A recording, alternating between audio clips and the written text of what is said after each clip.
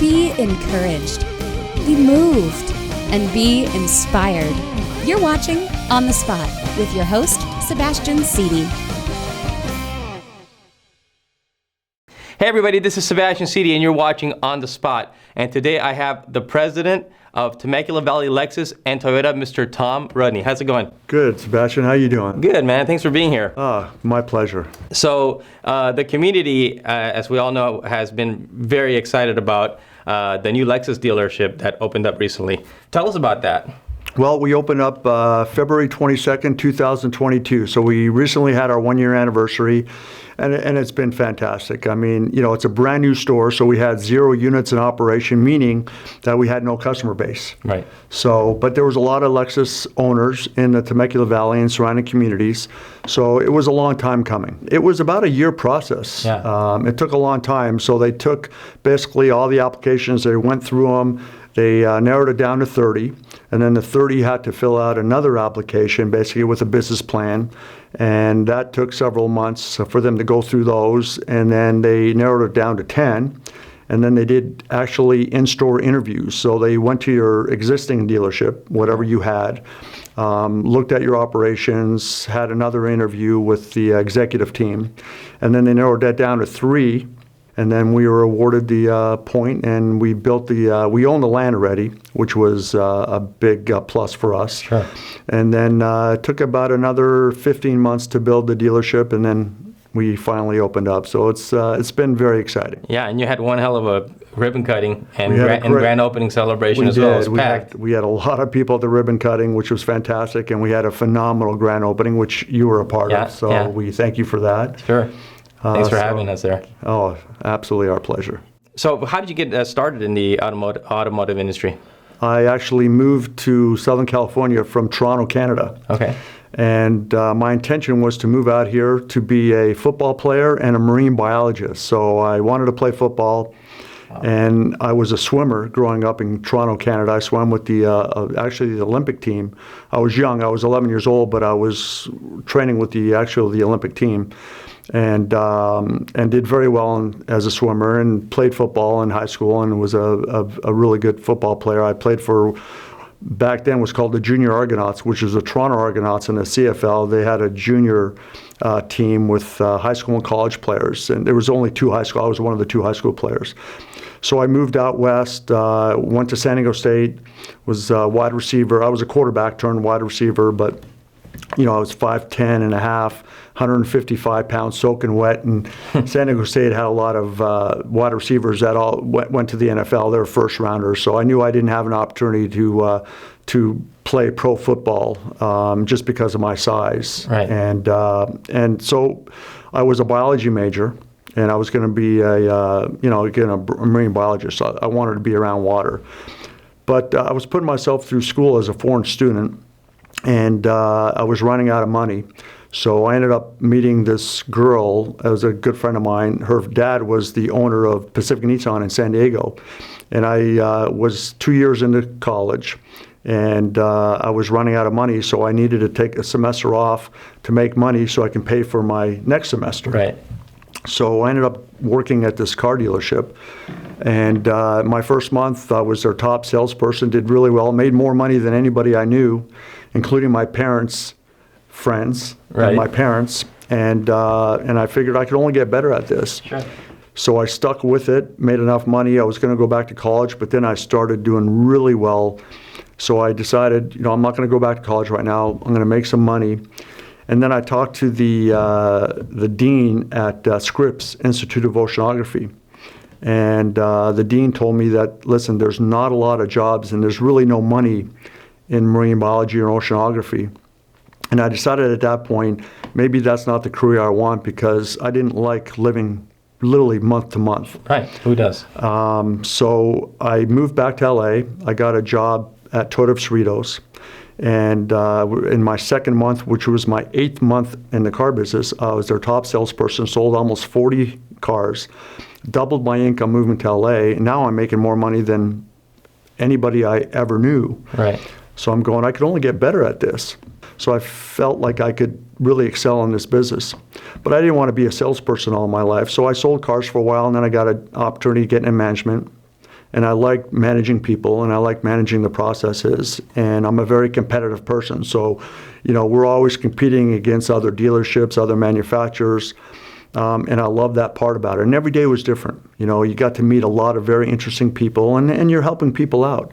And I finally got a job with Roger Penske's organization. They bought the old Downey Toyota, which is now called Penske Toyota. I grew up in Downey. Oh, you did? Yep. Okay. Yep, so I used to go to Cerritos Auto Square all the time. Okay. Yeah. And so I got a job there as a used car manager, did extremely well. In fact, we were selling just as many used as new at the time. So I was asked to go to Longo Toyota, which is the world's largest dealership. And at first, I really didn't want to go. But then as time went on, they kept saying, hey, we really want you to go there. So I ended up going to Longo Toyota as one of the used car managers. And we broke some records. And there was a general sales manager in the used car department that got promoted to a GM at a Honda store. So then I got promoted to the general sales manager of the used car department, kept breaking record after record. 6 months later, I was asked to become the general manager at Longo Lexus. In 2010, I became the president and general manager for both Longo Toyota and Longo Lexus when the general manager of Toyota ended up moving to one of the public companies, Penske Auto Group. I was there for 21 years. Out of the 21 years, 12 of those years, I was president for both Toyota and Lexus. So I had at our peak, I had close to 850 employees. We are the world's largest dealership. We sold a record 2,710 new cars one month, and we average over 2,000 cars a month for the entire year. Plus, we were selling 400 to 500 used cars a month. The Lexus store was doing close to 1,000 new and used cars a month. So we were doing, between the two stores, over 3,000 cars a month. So the volume was great, but we had a great culture. We had very little turnover. And after 21 years, I decided it was time to leave and get my own dealership. Yeah. But I spent about 6 months flying around the country, looking at various deals, and learned a lot about the buy-sell of dealerships. And while I was working on that, I got a call from Toyota, and they said, listen, there's a dealership in Corona that you should look at buying. They're looking at potentially selling. So I knew the owner, talked to him. He said, and he was unfortunately dying of cancer. Oh, what about terminally ill with cancer. So we went into a buy-sell agreement, and when we were close to getting that done, he passed away, unfortunately. So Toyota called me and said, listen, there's another deal in Temecula that was sold to a private equity company. We'll give you a first right of refusal because we really don't like the company that was buying it. They don't have a great reputation. We'd rather you own it. So I said, well, listen, I've never really spent any time in Temecula. How long do I have? They go, you need to make the decision by next week. So I said, all right, give me the weekend. I'm going to take my family down to Temecula, stay there for the weekend, and just look at the community and make sure I like it. And came down here for the weekend, loved the community, saw a lot of action, and ended up making the deal. Yeah. And I partnered up with a gentleman named R.J. Romero because he also had the first right of refusal before I did. So we ended up partnering up, and we created this culture that we call the TV way. And it's 20 topics, and it's nothing that nobody's ever heard about. But it just created this kind of culture that everybody could really live by, right, on a day-to-day basis. And we talked about each topic every day, Monday through Friday, and we still do it today, almost 9 years later. And we did do the same thing at Lexus. And it's like we have the 10-foot rule, right, which is anything within 10 feet you own. And, if you see a piece of trash, you pick it up. If chair's sticking out, push it back in. But the most important part of it is when there's a guest or a fellow team member, make eye contact, smile, ask that guest if they need any assistance. Say hello to that fellow team member, ask that team member how their day's going. Yeah. And most people reciprocate, right? And when that happens, it's just a much friendlier atmosphere. It's a lot more energy. Again, it just created this culture. Direction was just having goals, daily, weekly, monthly, annual goals by individual, by department, and as a dealership. And we communicate those goals literally on a daily basis. And then processes really is our structure, right? It was just making sure that, we listen to our team members and we listen to our guests. And when we have guests that are not completely satisfied with their experience, the feedback we get from them, we learn and we change our processes to make sure we don't make the same mistakes. And our team members that are on the front lines, we get a lot of feedback from them too on how can we make their jobs easier, how can we make it better, how can we make it more fun. Ultimately, we want people to wake up in the morning, look forward to going to work because they enjoy the people they work with. Yeah. They enjoy the people they work for. They enjoy the company that they represent and the brand they represent. Every person at our dealership is our dealership, right? Because when you go in to a car dealership, you go to a restaurant, you go to a big box retailer, they have maybe 50 to 100, 200 employees. You're only going to interact with one or two of those employees. So the interaction you have with those one or two employees is going to be the perception you have with that company. Right. If they're friendly, knowledgeable, outgoing, you're going to say, what a great company, what a friendly company. So we got to make sure that we're hiring the best possible people that are going to be here long term, that want to grow with the company, that's going to represent us the best possible way. So when every time a guest comes in, calls us, sends us an internet lead, then they're going to have a great, experience with that individual that they're encountering. Yeah. And if we can do that with every one of our guests, we're going to continue to grow. And we've grown quite a bit at Toyota. When we bought the dealership, there's 1,232 Toyota dealerships in the United States. We are ranked 748th. Today, we're ranked 22nd out of 1,232. So a lot of our Lexus team members were brought over from Toyota. And we tend not to hire too many people that are in the automotive industry that have a lot of turnover. We wanted to bring people in that have good customer service. Yeah. Companies that have good customer service. So we can teach them our business. We can't teach them to be nice. Right. Hopefully their parents did that for them. Right. So I'm assuming the dealership, the new dealership, the Lexus dealership, has been booming. It's done extremely well. Now, the one area that we can't control is the limited supply of new cars. Right. So it hasn't allowed us to grow as quickly as we want to. Historically, there's a lot of cars available. There's dealerships that turn down cars when they allocate them just because they have too many cars on the ground, or we can go out and buy cars from other dealerships because they have too many cars on the ground. That's not available to us today because of the limited supply. There's still supply chain issues. COVID is still relevant in some of these third world countries. These third world countries have tier 4 and 5 suppliers that are making some of the parts for cars. And when you can't get 100% of your parts, you can't complete a car. So those still happen today. It's better than it was. Yes. But it's still not where it was pre-COVID. And what's the forecast kind of looking like? Is any predictions? It changes month to month. Really? They were telling us that the second half should be better than the first half as far as production, but it's not going to be as good as what they anticipated. At the beginning of the year, they thought that the supply chain issues would go away and the logistics of both the vessels and the trains would be behind us, but those are still in front of us. Yeah, driving down Inez, it's almost, through the whole car dealership area, it's almost like a big giant used car sales lot. So, and used cars are a challenge too right now. I mean, the prices on used cars have gone up considerably because of the limited supply of new cars. Yeah. So it's hard to get used cars, and with interest rates going up, and because there's a low supply of vehicles, the manufacturers don't have these subvented programs, right? These special leases, the 0% APRs. So it's hard to get used cars, and that's why used car values have gone up. So people are paying a little more on new cars because there's not as much discounting going on. APR is a little bit higher, but if they have a trade-in, they're going to offset some of that with the higher value of their car today than it was even 2-3 years ago. Yeah, wow, that's crazy what's been happening. Yeah. I just refinanced. Well, not refinanced. I just purchased out my lease. Right. And paying, and I have over 800 credit score. Right. And I'm still paying 6.99% interest rate. But buying your car off lease, you probably got a great deal because the residual on your car was probably much lower than the actual value of your car. Yes, it was. Right. Yeah. Okay, so I'm just going to sidebar really quick. So aside from the, we're going to come back to the dealership, but tell us a little bit more about your personal life, family, hobbies. What do you do for fun? So I've got 3 boys. I've got my oldest is going to be 29, and I've got twins that are 28. 2 of them work in the business. One worked at Lexus that just transferred over to Toyota. So now I have 2 working at Toyota. They're both internet sales managers at Toyota, both doing extremely well. Very proud father.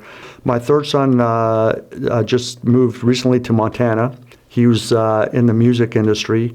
was a writer, producer, did his own mixing, built a studio like you have at our home in the San Fernando Valley that I no longer have. He's now just enjoying life. He's working at a ranch in Montana with for a family friend from high school.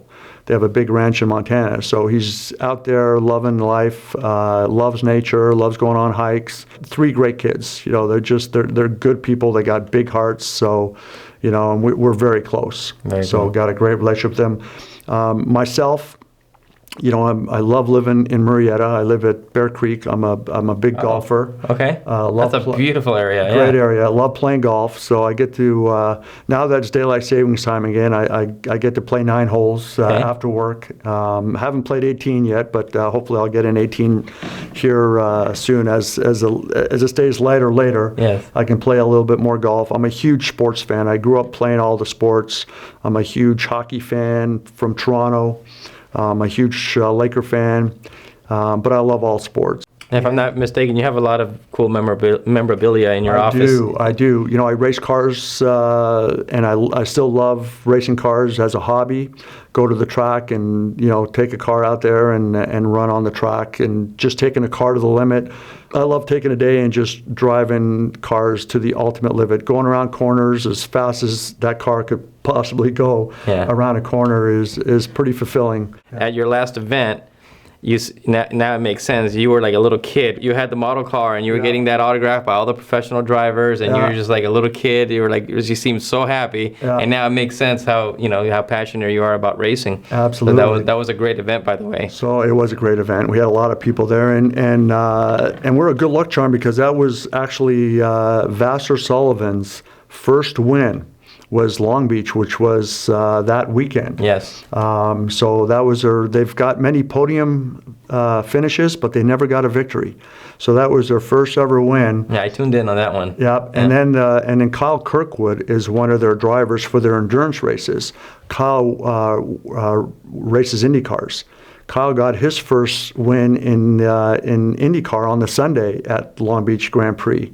So they all reached back and said, hey, we got to do it again next year because you brought us good luck. We won our first race, and Kyle won his first IndyCar race. So I said, hey, we would love to do it again next year. That's awesome because it was a really cool event for the community, and you don't see any other dealerships doing events like the ones you hold. You really know how to put on an event. They're always really well catered, and they're just always a really good time. You're a big part of that too, so we appreciate I love being coming there. out. Yeah, well, but we love doing events, and like everything else, right? When we do something, we're going to do it right.